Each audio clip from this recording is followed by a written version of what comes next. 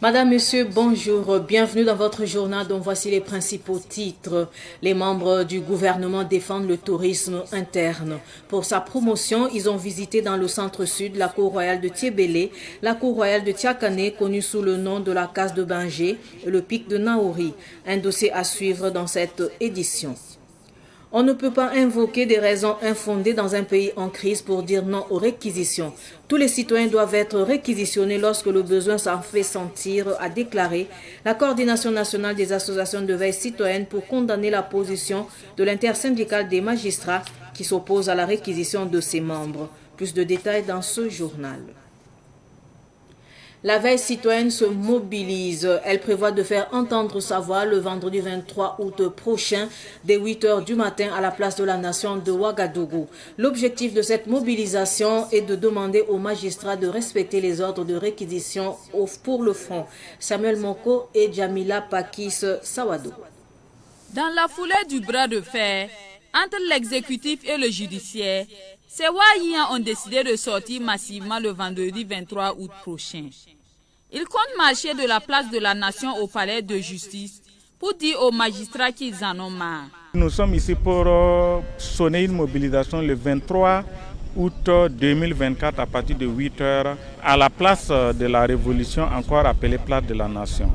Ce sera l'occasion pour les Wahiyans de demander au chef de l'État de faire adopter une nouvelle constitution conforme aux traditions du Burkina et aux aspirations du peuple. Nous avons appris récemment qu'il y a une réquisition qui portait sur un certain nombre de juges.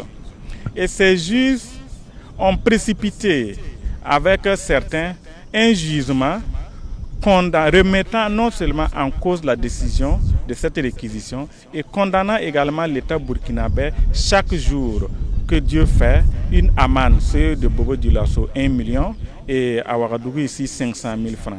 Nous disons que trop c'est trop et c'est pour cela que nous voulons manifester notre mécontentement, notre ras-le-bol. Parce que cette réquisition, on n'est pas sans savoir que ça a été pris à l'Assemblée générale. C'est une loi qui donnait pouvoir au régime actuel de réquisitionner n'importe quel Burkinabé au cas où besoin se ferait sentir pour la défense de la patrie. Tout est parti de la réquisition de 7 magistrats pour le front le 9 août passé, suivi de 2 procès pour Abobo et Awaga, déclarant illégale la dite réquisition. Comme annoncé en titre, la coordination nationale des associations de veille citoyenne a pris position contre le communiqué de l'intersyndicale des magistrats relatif à la réquisition des magistrats. Elle a exprimé son indignation face à cette déclaration lors d'une conférence de presse. Elle a également annoncé une marche de protestation. Les détails avec Sidiki Cabré. Selon la veille citoyenne, la réaction de l'intersyndicale des magistrats est inacceptable. Elle estime que la loi sur la mobilisation générale doit s'appliquer à tous les Burkinabés, y compris aux magistrats sans exception. Elle a souligné qu'aucune corporation ou entité n'échappe à la règle générale et nul n'est censé ignorer la loi, y compris les magistrats. Les magistrats, vous avez vu le communiqué que l'intersyndicale a fait sortir pour justement peut-être dénoncer les réquisitions qui respectent donc la loi de la mobilisation générale dans un pays en temps de crise. C'était quand même, j'allais dire, c'est honteux d'observer donc des magistrats les plus privilégiés même des citoyens du Burkina Faso qui sont contre donc les réquisitions lorsqu'un juge ou un magistrat ou un procureur dit que juridiquement le pays n'est pas en guerre. Quant aux raisons avancées par l'intersyndicale des magistrats pour justifier leur opposition aux réquisitions, la veille citoyenne y voit une preuve de mauvaise foi et considère ces arguments comme un prétexte pour désobéir à l'autorité. Vous relevez donc des aspects qui ne justifient même pas les communiqués, en disant donc qu'il y a des camarades qui font partie donc de la classe de soutien, qui ont eu des problèmes avec la justice, et donc on condamne donc ces magistrats ou peut-être ces procureurs parce que tout simplement il y a eu un traitement indécent vis-à-vis du dossier donc d'un membre de soutien donc à la transition. Nous disons qu'on ne peut pas peut-être s'appuyer sur des raisons qui ne tiennent pas dans un pays en temps de crise pour dire non aux réquisitions, parce que tous les citoyens sont à réquisitionner lorsque le besoin se sentira. Pour joindre l'acte à la parole, la veille citoyenne a annoncé une manifestation prévue le 22 août prochain devant le palais de la justice. Cette marche de protestation a pour but de sensibiliser l'opinion publique et de faire pression sur les institutions afin de garantir l'application stricte des lois en vigueur, en particulier dans le contexte actuel où l'engagement de tous les citoyens est indispensable pour la stabilité et la sécurité du pays. Intéressons-nous à présent à cet acte de bienfaisance. Dans le quartier Pazani de Ouagadougou, des déplacés internes ont droit à des déjeuners 3 fois dans la semaine. Des repas pris au siège de l'association Morgan Family transformés en restaurant. Le dimanche encore, des déplacés ont eu droit à un déjeuner et leurs enfants à des kits scolaires. Fatih Sankara a assisté au don. Il est 13h au siège de l'association Morgan Family ce dimanche. C'est l'heure du déjeuner pour ces centaines d'enfants et de femmes. Du riz tout chaud et des pâtes alimentaires sont servis dans leurs récipients. Ce geste de solidarité est répété 3 fois dans la semaine au siège de Morgan Family, transformé en restaurant social. La bienfaitrice est une Burkinabé résidant en France qui porte la situation des déplacés internes dans son cœur. Ça fait 1 an, depuis le 24 juillet, nous avons ouvert un restaurant social pour venir en aide aux populations défavorisées, qui sont les personnes déplacées en situation de difficulté, les personnes en situation de handicap au Burkina. Voilà. On est burkinabé, donc on est des personnes modestes, comme je l'ai dit tantôt. Donc on a créé cette association, le but d'aider les personnes. Voilà. Et l'amour du prochain qui nous a amené à ouvrir cette association. Sachant que notre pays traverse en ce moment des difficultés, c'est pour ça qu'on a ouvert le restaurant social. Donc qui est le dimanche, 3 fois par semaine, le dimanche, le lundi et le vendredi, pour venir en aide les personnes. La générosité de Dame Taïta ne se limite pas à la restauration des personnes déplacées internes. Elle a offert à leurs enfants des kits scolaires pour la rentrée. Il y a pas mal d'élèves qui viennent se restaurer, qui viennent au sein de l'association Morgan Family. On a beaucoup d'élèves et l'éducation est très importante. Voilà, donc je tiens à souligner que l'éducation est très importante pour notre pays et ces enfants, c'est l'avenir du pays. Donc c'est très important qu'on les soutienne et qu'on les fait évoluer dans l'éducation. C'est très important pour moi. À leur tour, élèves et parents ont traduit leur reconnaissance à la donatrice et formulé des bénédictions. Je fais cette année. Je fus merci pour avoir des cahiers, des crayons, des bics pour aller à l'école. Merci beaucoup à Madame Taïta pour ses cadeaux. Awa Taïta invite les bonnes volontés à soutenir les déplacés internes à travers son restaurant social. Place au dossier comme annoncé dans le titre. Une délégation gouvernementale conduite par le ministre d'État, ministre en charge du tourisme, était le week-end écoulé dans le centre-sud. L'objectif de cette visite était de promouvoir la saison touristique interne et de la rendre concrète. La délégation a visité 3 sites. La cour royale de Tiébélé, située à 25 km de Pau. La cour royale de Tiakane, connue sous le nom de la case de Vingé, située à 7 km de Pau, ainsi que le pic de Naori situé à 15 km du centre-ville de Pau. Pakistan Maria Moïdraogo Yete, voici son reportage. L'instrument qu'on utilise pour la décoration des murs. Mais bon, là vous avez la latérite rouge. Ici, c'est la cour royale de Tiébélé, reconnue patrimoine mondial de l'UNESCO le 26 juillet dernier. La particularité de cette cour royale est son architecture et ses peintures naturelles, symbole de la culture kassena.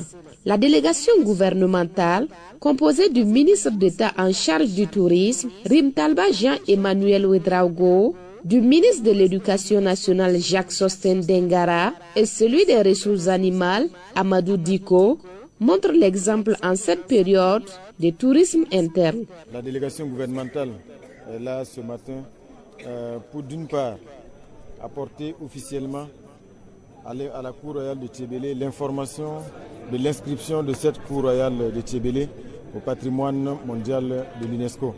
Et c'est une grande victoire pour la communauté ici, c'est une grande victoire pour la province, pour la région, pour le Burkina Faso. Et donc nous sommes venus porter cette information-là officiellement à la population et à la Cour royale de Tiébélé.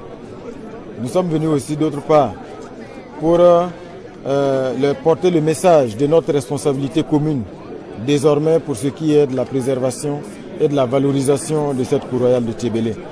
C'est une responsabilité qui est très grande et qui nous engage tous à œuvrer désormais à la préservation de l'authenticité de cette cour royale de Thiébélé, mais aussi à sa promotion et à sa valorisation. Tintana Kaye a 84 ans cette année, puisqu'elle est née en 1940.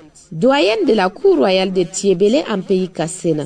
Elle est fière de recevoir la bonne nouvelle et d'accueillir les ministres tout aussi heureux de l'inscription de la cour royale de Thiébélé sur la liste du patrimoine mondial de l'UNESCO. Elle est par ailleurs trésor humain vivant depuis 1995.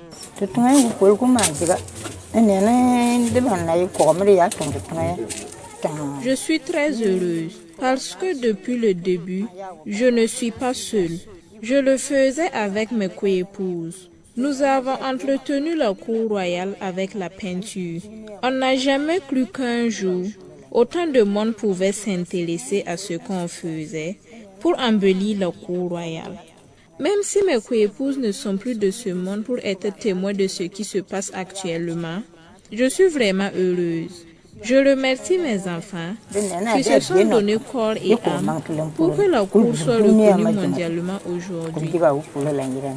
Après Thiébélé, direction Tiakane, où se trouve la cour royale et plus précisément la case de Benjé, une case avec 37 chambres dans laquelle l'explorateur français se serait réfugié pour se soigner et avoir la vie sobre en 1887. Ces cases-là, c'était nos familles, nos arrière-parents qui vivaient dedans. Ce n'est pas qu'un berger qui est venu concevoir ça, il est venu trouver ça. Ce sont nos maisons comme ça, on vivait ici. Donc il y avait beaucoup de ça où le soir les gens se retrouvaient pour échanger. Qui parle le site touristique du centre-sud, parle également du pic de Naouri qui culmine à 447 mètres.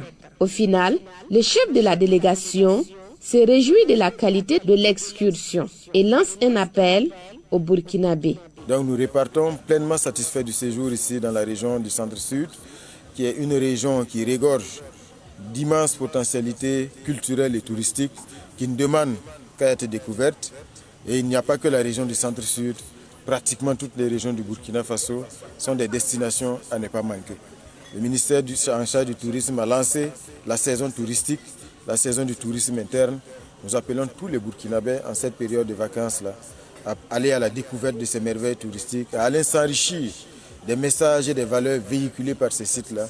Et je pense que le mérite n'en sera que plus grand. Cette excursion permet au monde entier de savoir que la région du centre-sud est une destination à ne pas manquer. Il y a vraiment beaucoup de motifs de satisfaction parce que ça constitue une grande visibilité pour notre région.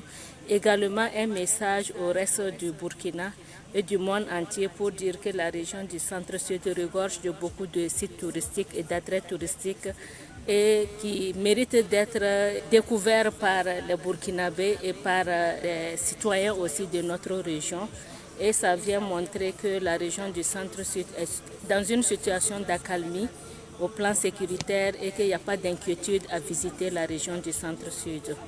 En plus des 3 sites touristiques visités par l'équipe gouvernementale le temps d'un week-end, il reste plusieurs autres sites dans le centre-sud comme le ranch de gibier de Nazenga, la mosquée de Nam-Imi de Kombisiri, la ferme de démonstration de Wedbila et le campement de l'éléphant. Des sites tout aussi riches et chargés d'histoire et de culture burkinabé.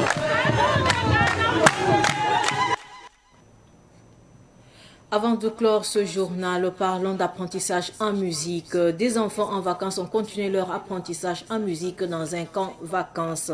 Les bénéficiaires de ce camp sont les enfants de policiers tombés au front. Ce camp vacances était organisé par la police nationale. La clôture du camp est intervenue le vendredi dernier. Germaine Faham. Ces enfants avaient en commun d'être des filles et fils de policiers. Aujourd'hui, la musique les unit davantage. Ils ont entre 6 et 13 ans et savent désormais jouer à la guitare, au piano, à la batterie et chanter au-delà de l'utilisation de ces instruments. Ils l'ont d'ailleurs démontré devant leurs parents et les autorités policières.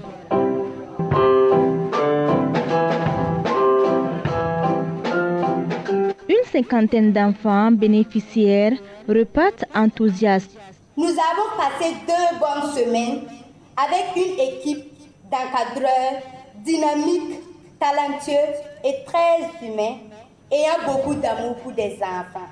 Très sincèrement, nous avons beaucoup appris avec nos encadreurs et nous leur faisons la promesse de ne pas les décevoir.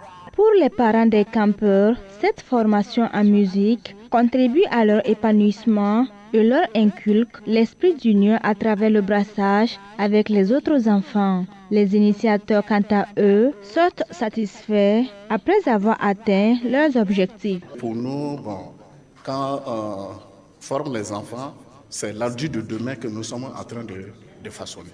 Vous avez vu les enfants qui sont solidaires, ceux qui sont à la batterie, qui regardaient ceux qui sont à la guitare, ceux qui sont au piano.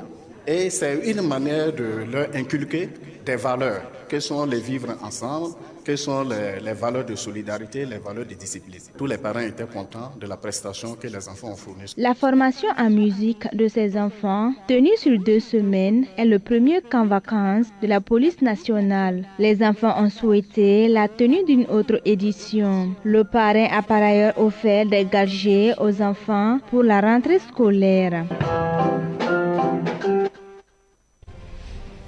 Ainsi s'achève cette édition d'information. Merci de nous rester fidèles. Au revoir.